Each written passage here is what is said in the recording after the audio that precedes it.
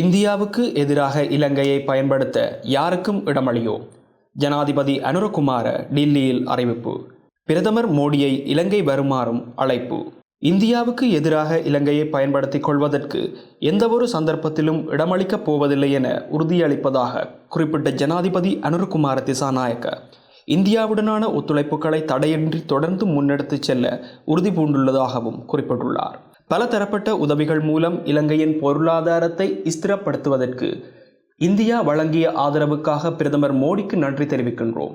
இலங்கைக்கு விஜயம் ஒன்றை மேற்கொள்ளுமாறு பிரதமர் மோடிக்கு அழைப்பு விடுப்பதாகவும் ஜனாதிபதி அறிவித்தார்.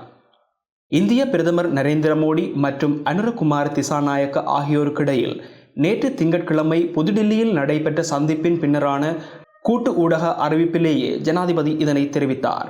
ஜனாதிபதி தொடர்ந்தும் தெரிவிக்கையில், ஜனாதிபதியாக பதவியேற்றதன் பின்னர் இந்தியாவிற்கு முதலாவது அரசு விஜயத்தை மேற்கொண்டமை மகிழ்ச்சி அளிக்கிறது. இந்த அழைப்புக்காக பிரதமர் மோடிக்கு நன்றி தெரிவித்துக் கொள்கிறேன். இந்த விஜயமானது இரு நாடுகளுக்கும் இடையிலான ஒத்துழைப்பை மேலும் வலுப்படுத்தும் என நம்புகின்றேன். இலங்கையில் முதன்முறையாக பாராளுமன்றத்தில் அதிக பெரும்பான்மையை வழங்கி மக்கள் ஆட்சி மாற்றத்தை ஏற்படுத்தி இருக்கின்றனர்.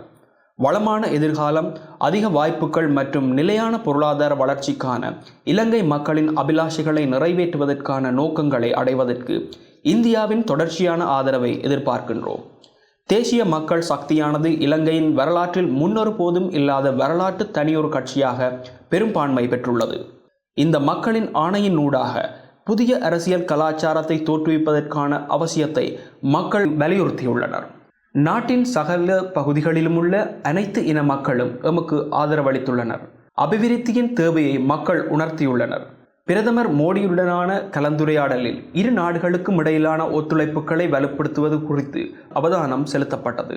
2022 முன்னெப்போதும் இல்லாத வகையில் ஏற்பட்ட பொருளாதார நெருக்கடியின் போதும் அதற்கு பின்னரும் இலங்கை மக்களுக்கு இந்தியா வழங்கிய அசைக்க முடியாத ஆதரவுக்கு நன்றி கூறுகின்றேன்.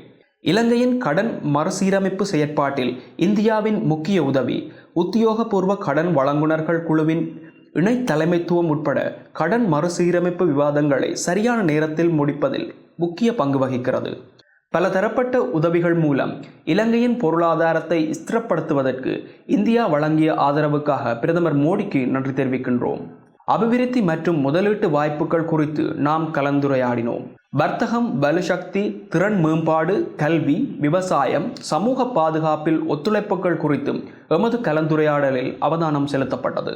நிர்வாகத்தை மேம்படுத்துவதற்கும் சேவை வளங்களை மாற்றுவதற்கும் வெளிப்படைத்தன்மையை ஏற்படுத்துவதற்கும் சமூக நலன்களில் பங்களிப்பதற்கும் உதவிய மக்களை மையப்படுத்திய டிஜிட்டல் மயமாக்கலில் இந்தியாவின் வெற்றிகரமான அனுபவத்தை ஏற்றுக்கொண்டு அதை போன்ற அமைப்புகளை இலங்கையில் நிறுவுவதற்கான வாய்ப்புகளை ஆராய்வதில் ஆர்வமாக உள்ளோம்.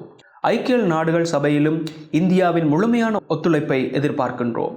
இழுவை படகு மீன்பிடி முறையை நிறைவுக்கு கொண்டு வருவதன் மூலம் மீனவர் பிரச்சினைக்கு தீர்வு காணப்பட வேண்டும். இதற்கான துரித நடவடிக்கைகளை முன்னெடுக்குமாறு பிரதமர் மோடியிடம் கோரிக்கை விடுக்கின்றோம். மேலும் இன்றைய தினம் இருதரப்பு முக்கியத்துவம் வாய்ந்த ஒப்பந்தங்களும் கையெழுத்து விடப்பட்டன. பிரதமர் மோடியை இலங்கைக்கு விஜயம் மேற்கொள்ளுமாறு அழைப்பு விடுக்கின்றேன். இந்தியாவுக்கு எதிராக இலங்கையை பயன்படுத்திக் கொள்வதற்கு எந்தவொரு சந்தர்ப்பத்திலும் இடமளிக்கப் போவதில்லை என உறுதியளிக்கின்றேன். இந்தியாவுடனான ஒத்துழைப்புகளை தடையின்றி தொடர்ந்து முன்னெடுத்துச் செல்ல உறுதி பூண்டுள்ளோம் என்றார்.